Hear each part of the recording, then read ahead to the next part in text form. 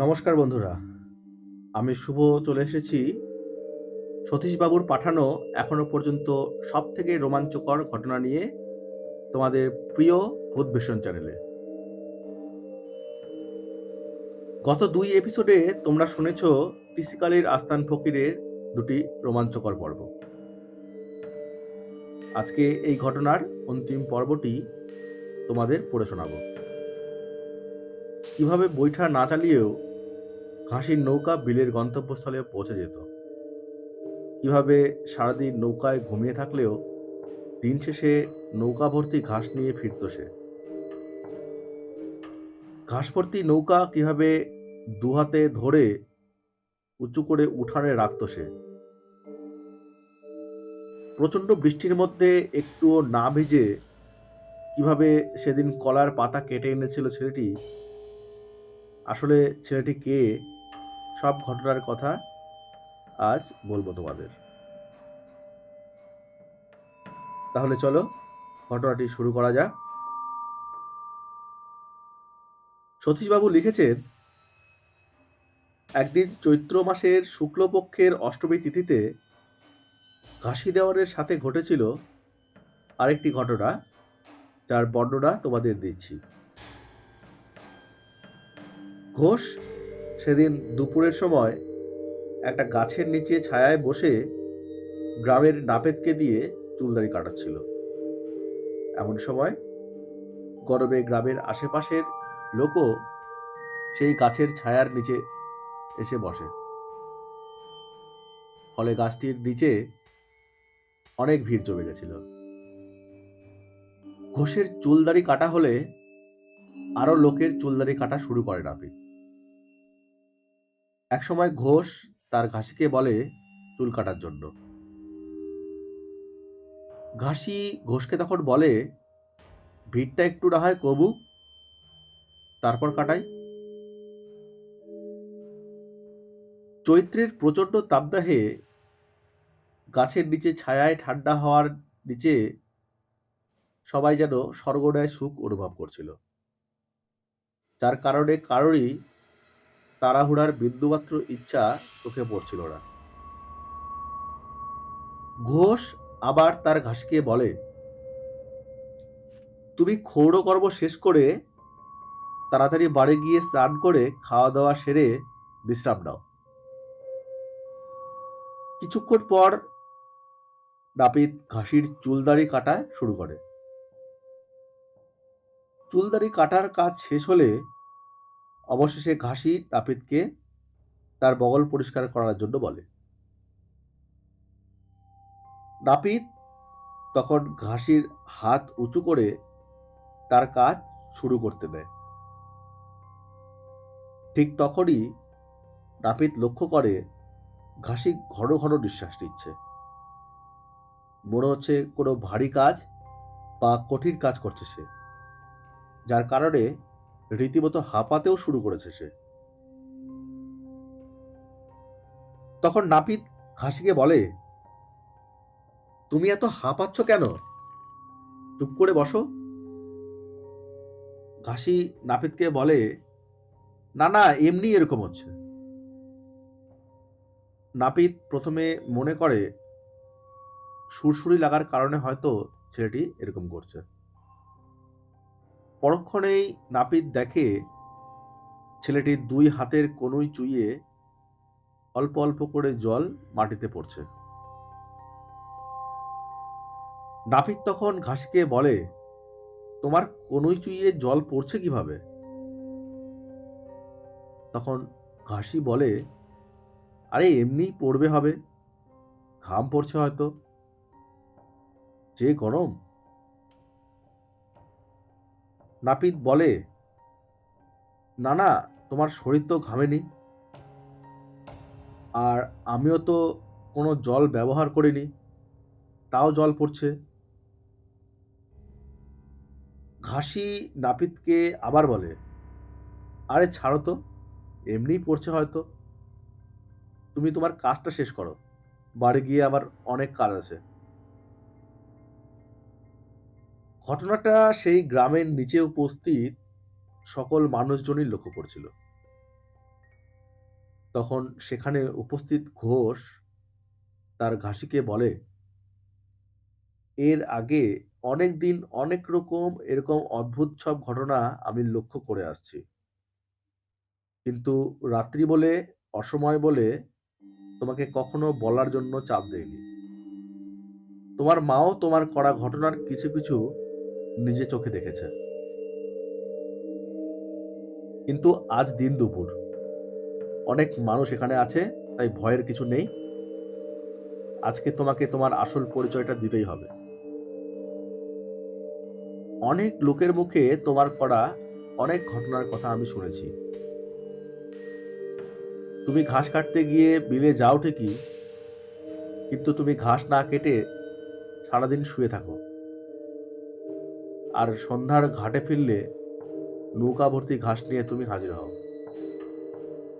দুই হাতে অত বড় নৌকা ভর্তি ঘাস উঁচু করে ডাগায় এনে নৌকা খালি করতে তোমাকে দেখেছি। বৃষ্টির মধ্যে কোনো কাটার জিনিস ছাড়া একটুও না ভিজে, শুধু কোনোই ভিজে কিভাবে তুমি কলাপাতা কয়েক সেকেন্ডের মধ্যে কেটে এনে আমাকে দিয়েছিলে, আজকে না ঘামা সত্ত্বেও কেন শুধু তোমার কনুই বেয়ে জল পড়ছে, সব তোমাকে জানাতে হবে। ঘাসি তার পরিচয় কোনো মতেই বলতে রাজি হয় না, অথচ এদিকে তার নিঃশ্বাসের গতি নিরন্তর বাড়তেই থাকে। ঘাসি বারবার নিষেধ করা সত্ত্বেও ঘোষ তার রহস্য জানার জন্য নাছোড়বান্দা হয়ে ওঠে। আজকে না শুনে ঘোষ কিছুতেই তাকে ছাড়তে চায় না। তখন ঘাসি ঘোষকে বলে, আমি যদি এই রহস্য বলি তাহলে কিন্তু তুমি আমাকে আর পাবে না, আমি হারিয়ে যাব। তখন ঘোষ ঘাসিকে বলে, এই এত মানুষের ভিড়ের মধ্যে থেকে কোথায় হারাবে তুমি? ঘাসি ঘোষকে আবার সতর্ক করে, তাকে বলে, সত্যিই কিন্তু আমাকে আর পাবে না যদি সব রহস্য বলি। ঘোষ বলে, বাবা তুই বল, আমরা সবাই আজকে শুনতে চাই। তখন ঘাসি ঘোষকে বলে, বাবা আমি সব বলবো, তুমি আমার কথাটা শোনো। এই বলে ঘাসি সব ঘটনা বলতে শুরু করে। ঘাসি ঘোষকে বলে, তাহলে তুমি বলো, তুমি আমার সমস্ত ঋণ থেকে আমাকে মুক্তি দেবে। ঘোষ তখন ঘাসিকে বলে, তুমি তো আমার কাছে ঋণী না। ঘাসি বলে, না তুমি জানো না, কিন্তু আমি ঋণী। ঘোষ বলে, আচ্ছা ঠিক আছে, যদি ঋণ থেকেও থাকে তবে সেই ঋণ থেকে আমি তোমাকে মুক্ত করলাম, এখন বলো। তখন ঘাসি ঘোষকে বলে, সত্যি তাহলে আমাকে মুক্ত করে দিলে তো? আরো কারো কাছে আমি যদি কোনো অপরাধ করে থাকি তাদেরকে বলো, তারা যেন আমাকে ক্ষমা করে দেয়, সেই কথা তুমি তাদের বলে দিও। ঘোষ তাকে তখন প্রতিশ্রুতি দেয় যে তার কথা মতোই সব হবে। তখন ঘাসি বলে, আমি একদিন আমার গরুর সাথে আপনার তিলের জমির মধ্যে দিয়ে যাওয়ার সময় পাকা তিলের ফলগুলি ফাটাচ্ছিলাম, আর সেগুলো মাটিতে ফেলে দিচ্ছিলাম।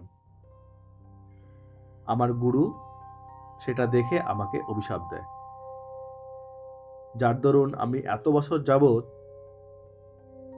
গুরুর অভিশাপে আপনার বাড়িতে কাজের লোক হিসাবে আছি।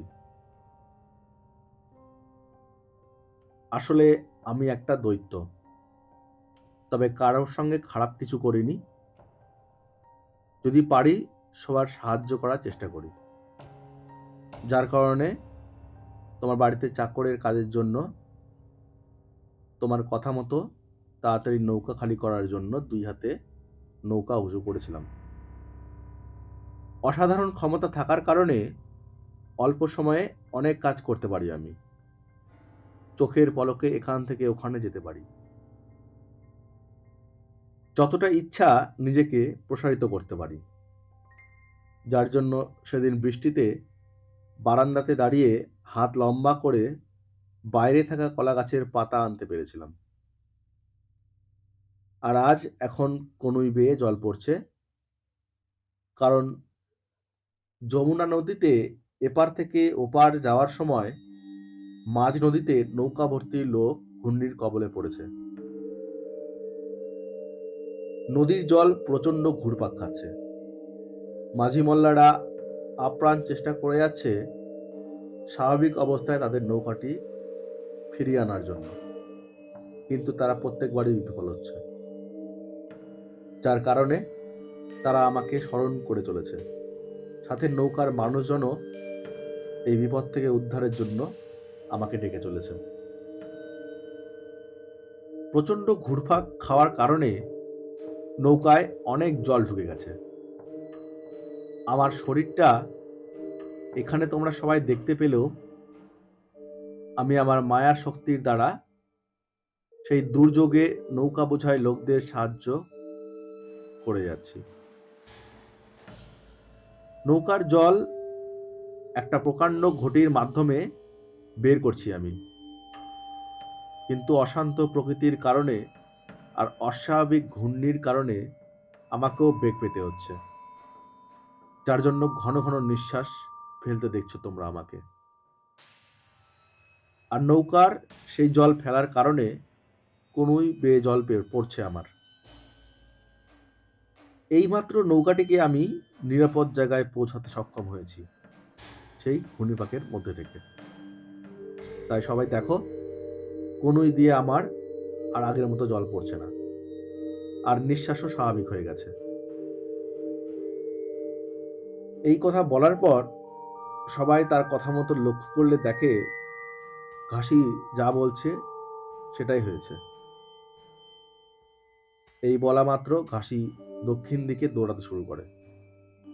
তার পেছন পেছনে নাপিত, ঘোষ সহ আরো সেখানে উপস্থিত লোকজন দৌড়াতে থাকে, কিন্তু কেউই তাকে ধরতে পারে না।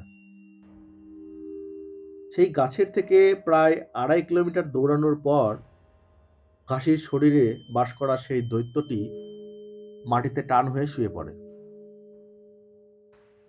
যেখানে শুয়ে পড়েছিল সেই দৈত্যটি, সেই জায়গাটি ছিল একদম ফাঁকা ও উঁচু একটা জমি, যে জায়গাটির নাম ছিল টিসিকালি।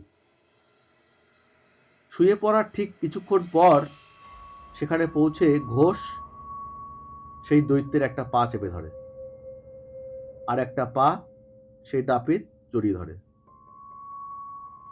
এই পা ধরা অবস্থাতেই সেখানেই তৎক্ষণাৎ ঘোষ আর নাপিতের মৃত্যু হয়। আর একদিকে সেই দৈত্যরও সেই ছেলেটির শরীর ত্যাগ করে। এই ঘটনার পর তিনজনেরই দেহ সেই স্থানেই সমাধিস্থ করা হয়। এই টিসিকালিতে প্রতি বছর চৈত্র মাসের শুক্লপক্ষের অষ্টমী তিথিতে বিশাল বড় মেলা হয়। আজও এই স্থানে বহু মানুষ নানা মানত করে, এবং সেগুলো পূরণ হওয়ার পর সবাই নিজের সাধ্যমতো ধান, চাল, মুরগি, ডাব ইত্যাদি আহুতি দিয়ে আসে সেই দৈত্যের উদ্দেশ্যে। বিশেষ করে উল্লেখ্য, ওখানে শান্তির প্রতীক সাদা পায়রা সেই সমাধির উপরে করা ঘরের চালের উপরে উড়িয়ে দেওয়া হয়। সেই পায়রা বহুদূর পর্যন্ত উড়ে যায়। বহুদূর ফাঁকা থাকার কারণে সেটা বেশ ভালোভাবে দেখা যায়। সেই পায়রাগুলি আবার উড়ে এসে সেই ঘরের চালের উপরেই এসে বসে। মানত করা মানুষেরা যেভাবে উপকৃত হয়েছে তা সম্ভব হলে পরের কোনো সময় লিখে পাঠাবো। আজকের মতো এটুকুই। আমার ভালোবাসা নিও, আর ভূত ভীষণের সমস্ত শ্রোতাদের আমার তরফ থেকে শুভেচ্ছা জানিও।